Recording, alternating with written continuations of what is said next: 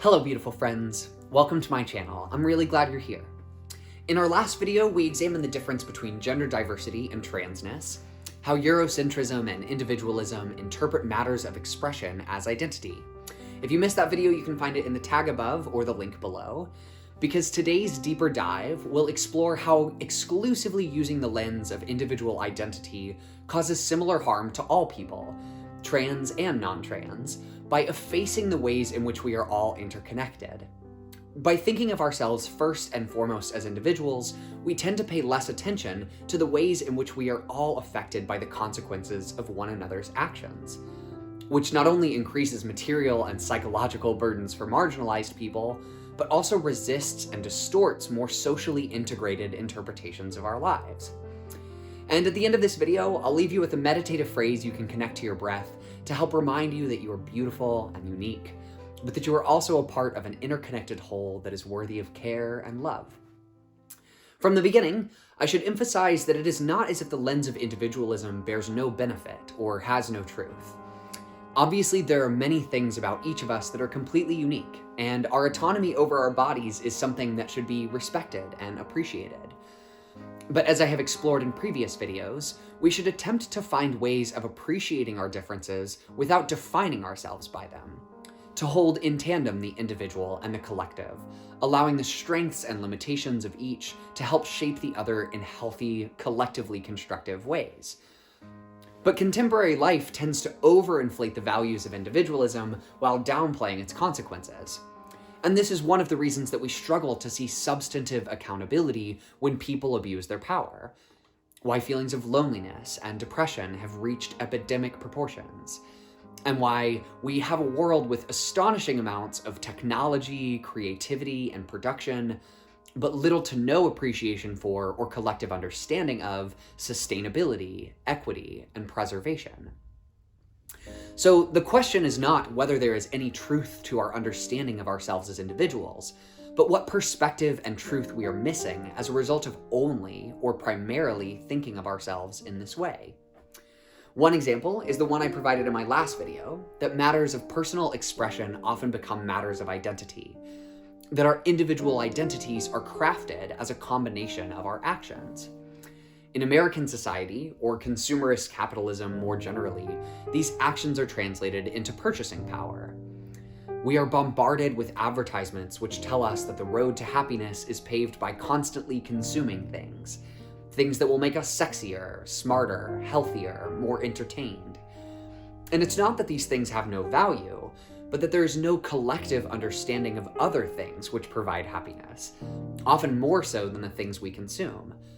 That cultivating gratitude tends to yield more contentment than constantly trying to feed our personal desires or trying to assuage our insecurities by more and more consumption.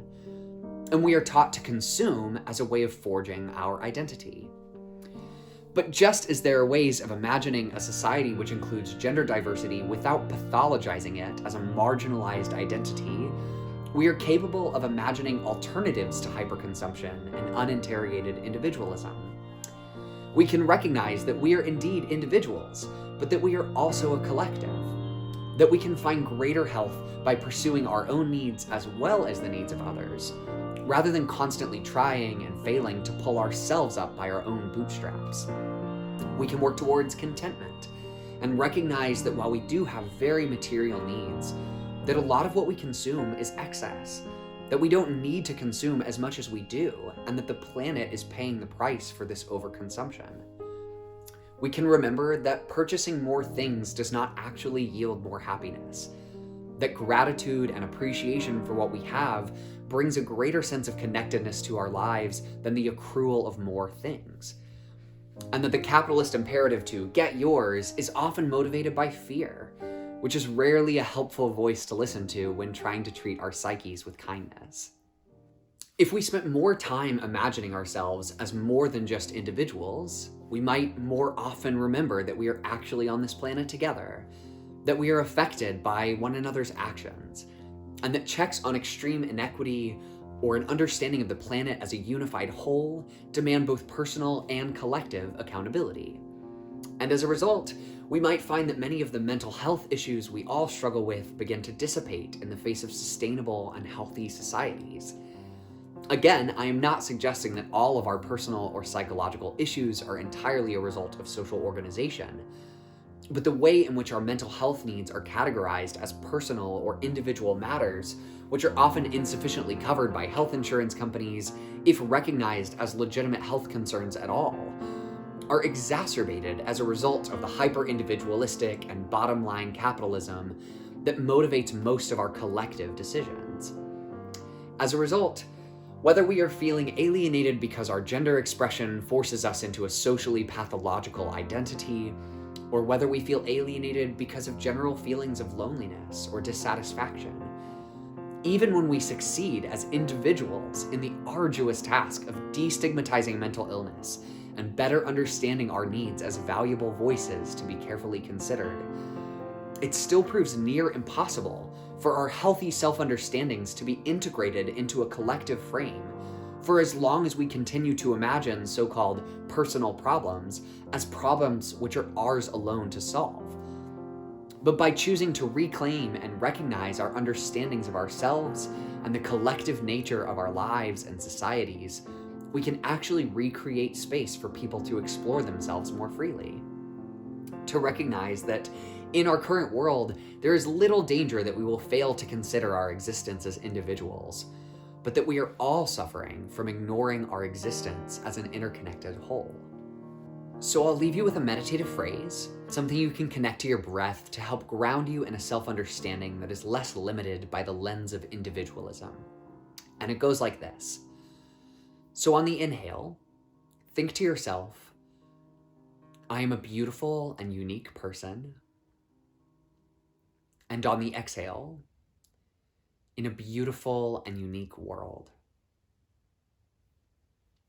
I am a beautiful and unique person in a beautiful and unique world.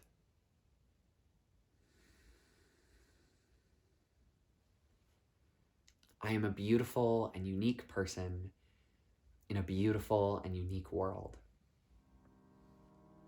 If you would like to respond to anything you had to share from today's video, I would love to hear from your beauty and uniqueness in the comments. And if you enjoyed this video or it meant something to you, please like and subscribe. Your support means a great deal to me as I want to provide reflections which speak to you. And thank you for watching. I wish you peace and perspective. I love you all as I love myself, as we are part of the same world. And I look forward to talking with you again soon.